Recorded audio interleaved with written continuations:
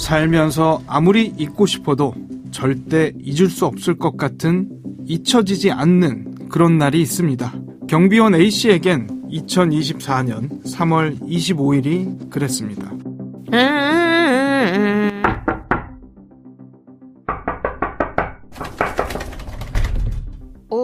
어떻게 오셨습니까?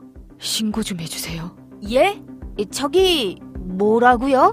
신고 좀 해달라고요. 제가 누굴 좀 죽였으니까 신고 좀 빨리. 잠시만요. 112입니다. 어떤 일 때문에 전화하셨죠? 저기 여기 아파트인데요. 누가 사람을 죽였다고 신고를 대신해달라고 해서. 경비실로 다가와 대뜸 자신을 112에 신고해달라 요청했다는 이 남성. 이 남성은 그날 아침 자신의 여자친구를 살해하고 여자친구의 어머니까지 중상을 입히는 만행을 저질렀습니다. 도대체 그는 왜 범죄를 저지른 후 굳이 경비실을 찾아 자신을 신고해달라 요청한 걸까요? 26살 김내아입니다. 김내아의 신상이 공개됐습니다. 그동안 실제 모습과 차이가 큰 사진이 공개되는 경우가 많아 논란이었습니다. 재판부는 국민의 알 권리를 보장하고 동일한 범죄를 방지하기 위해 김 씨의 신상 정보를 공개하는 건 공공의 이익과 연관성을 갖는다고. 최근 검찰은 이 사건의 피의자 김내아의 신상 정보와 머그샷을 공개했습니다. 피의자 본인의 동의 없이 찍은 최근 사진이 대중에게 공개된 건 이번이 처음인데요. 왜 검찰에서 이 같은 결정을 내린 건지, 뭐가 달라진 건지 사건 엑스파일에서 자세히 짚어보겠습니다. 안녕하세요. 이원하 변호사의 사건 엑스파일 이원하입니다. 오늘은 로엘 법무법인 안광휘 변호사와 함께합니다. 변호사님 어서 오세요. 안녕하세요. 안광휘 변호사입니다. 오늘 다뤄볼 사건 파일 바로 열어보겠습니다.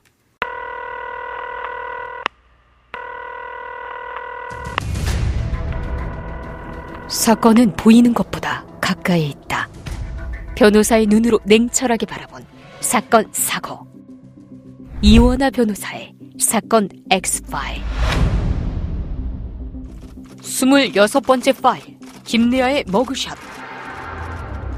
화성 오피스텔 살인사건으로도 알려져 있는 이 사건, 어떤 사건입니까?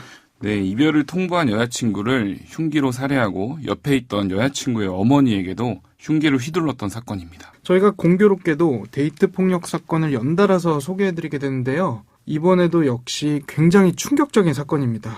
여자친구는 안타깝게도 사망했죠. 네, 그렇습니다. 안타깝게도 22살 여자친구 사망했고 어머니도 중상을 입었다고 합니다. 왜 이런 짓을 했던 건가요? 범행 동기는 뭐 따로 없었나요? 이별을 통보해서 이러한 범행을 저질렀다고 합니다. 이별 통보를 하는 것이 무서웠던 여자친구가 자신의 어머니와 이제 동행하여 남자친구에게 이별을 통보한 것인데, 이별을 통보하자 여자친구와 어머니를 흉기로 찌른 것이죠.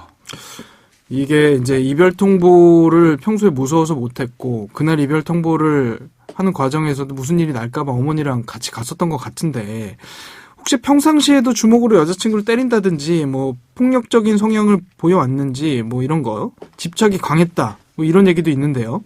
당시 CCTV 영상을 보면 범행을 저지른 직후에 이 사람이 경비실로 뚜벅뚜벅 걸어와서 경비원이랑 얘기하는 장면이 담겨 있다고 합니다. 경비원에게 신고 좀 해달라 요청했다는 거 아닙니까? 특이한 부분이죠. 극악무도한 범행을 저지른 사람이 경비원에게 신고를 해달라고 한다. 이런 상황이 자주 있는 일은 아니죠. 본인이 신고할 수도 있었던 것 같은데요. 이 현행범인으로 바로 체포가 됐어요. 네, 그렇습니다. 1층 경비실 부근에서 현행범 체포되었습니다. 체포 당시에 도주하거나 저항하지는 않았다고 합니다. 경찰이 구속영장을 신청했고 검찰이 구속영장을 청구해서 수원지방법원은 이제 2024년 3월 26일 피의자 김내아에 대한 영장실질심사를 진행하여 소명된 범죄 사실이 중대하고 도망할 염려가 있다며 구속영장을 발부했습니다. 변호사님께서도 형사사건 맡으시면서 다양한 상황들을 지켜보셨겠지만 본인이 직접 신고할 수도 있었을 텐데 왜 굳이 경비원을 찾아가서 신고해달라 이런 얘기를 했을까요? 이런 심리는 어떤 심리라고 봐야 될까요? 이게 정확한 그의 심리는 모르겠지만 이제 일반적으로 범행 이후에 이제 도망가는 경우가 좀 많거든요. 도망을 가려고 하다가 본인의 집에서 발생한 일이라 이제 본인으로 이제 용의자가 특정이 될 것이 분명하다고 이제 생각이 들었을 수도 있을 것 같거든요. 그래서 이제 경비원에게 이제 알리면서 이제 신고해 달라 뭐 이렇게 뭐 심리적으로 했지 않았을까 추측해 봅니다. 예. 저도 요 사건 뭐 경비원분 인터뷰도 보고 했는데 이 사건 경비원한테 찾아왔을 때 피를 흘리면서 찾아왔고 자신을 보호해달라 이런 취지 이런 느낌으로 얘기를 했다고 해요. 그런 걸 보면은 혹시라도 이 사람이 나중에 정당방위를 주장하려고 했던 거 아닌가 이런 의심도 굉장히 강하게 듭니다. 지금 피의자는 이제 구속 기소돼서 피고인 신분이 된 상황이죠? 예, 2024년 이제 4월 15일 여자친구인 A씨에 대한 살인, 그 다음에 이제 여자친구의 어머니 B씨에 대한 살인미수 혐의로 구속 기소된 상황입니다.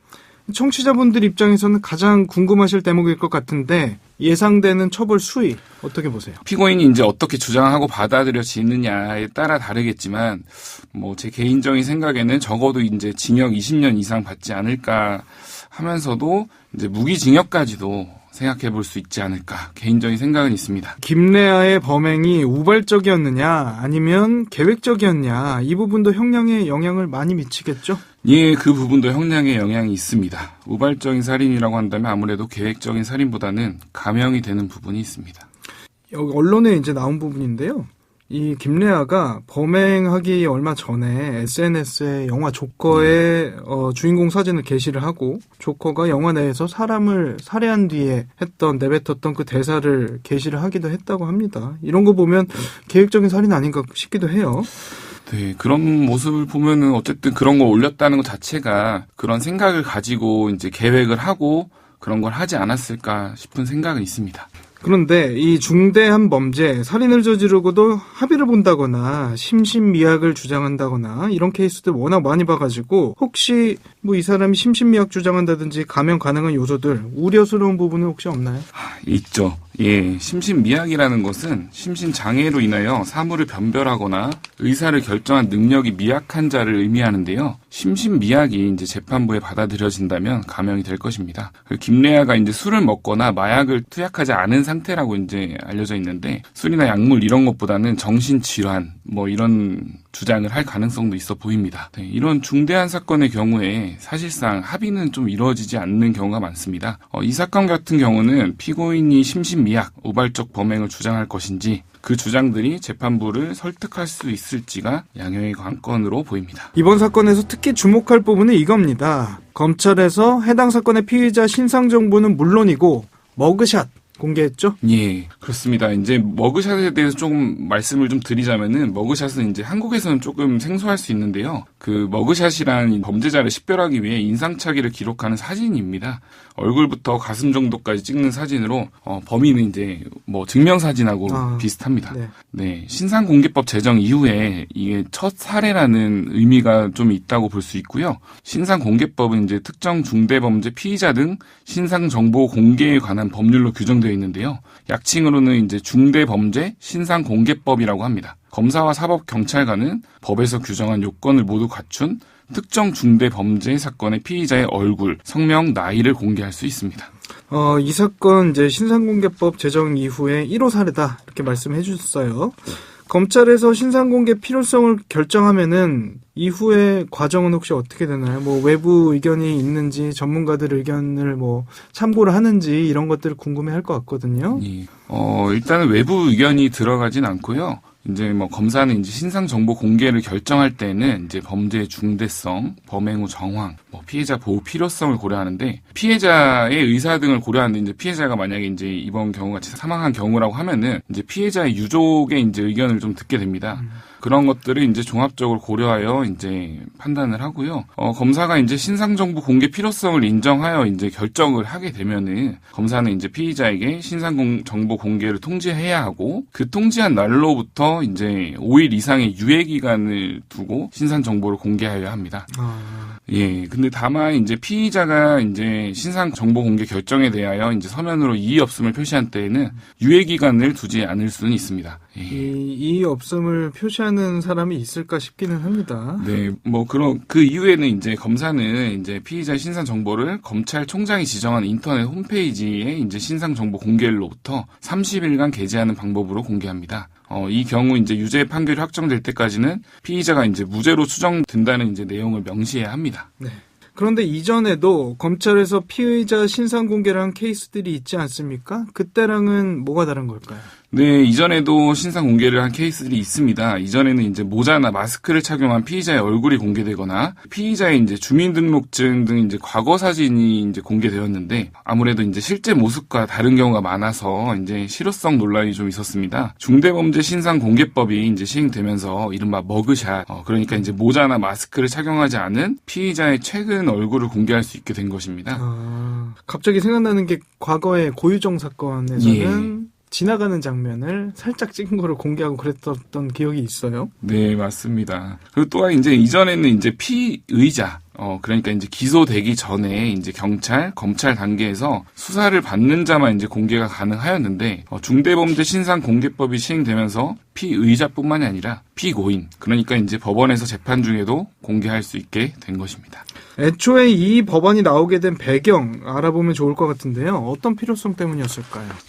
다들 뭐 잘 알고 계실 것 같은데요. 이른바 이제 부산 돌려차기 사건과 같이 수사 단계에서는 이제 신상 정보 공개 대상에 해당하지 않았으나 이제 기소 이후에 이제 법원에서 신상을 공개할 정도로 이제 중대한 사안이 이미 밝혀진 경우가 있었습니다.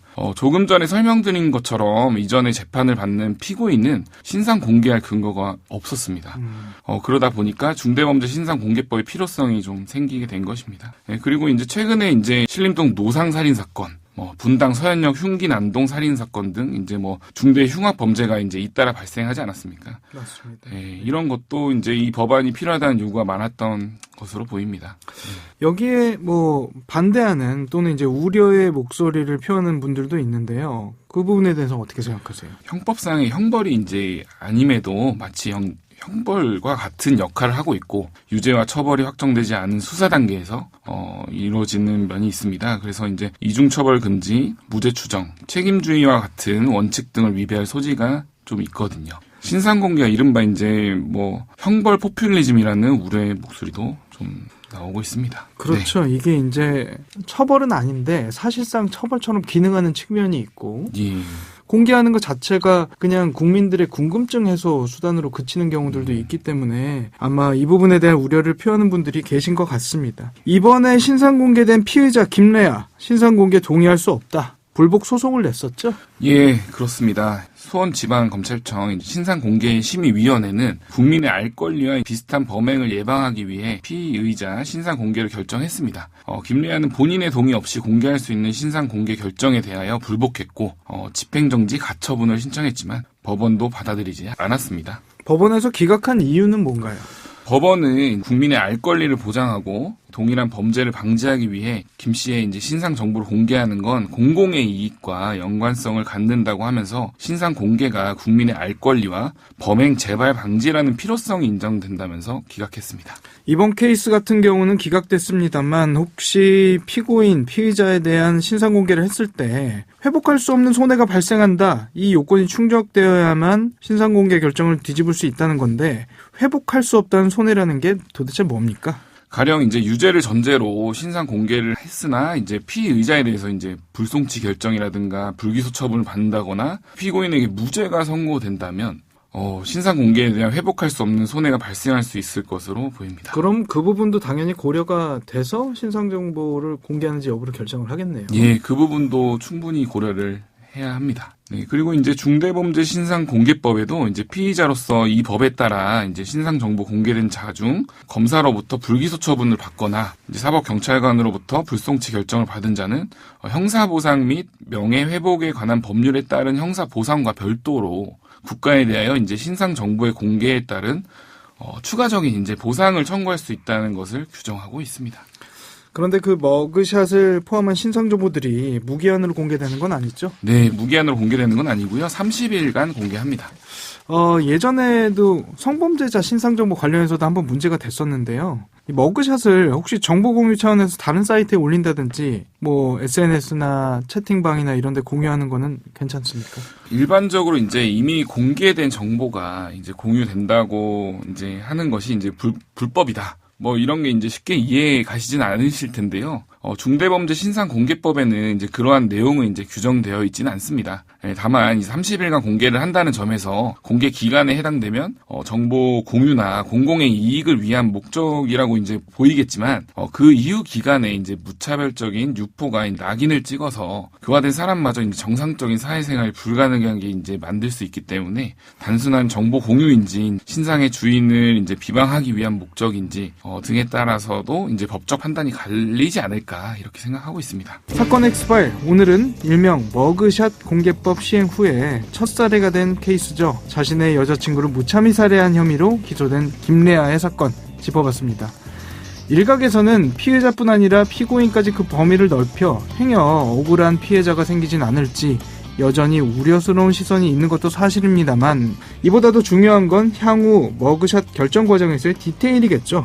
오늘 준비한 내용은 여기까지입니다. 끝곡으로 헤이지의 젠가 들려드리면서 이 시간 마치겠습니다. 여러분은 모두 변호받아 마땅한 사람들입니다. 사건 X-파일. 여러분 고맙습니다.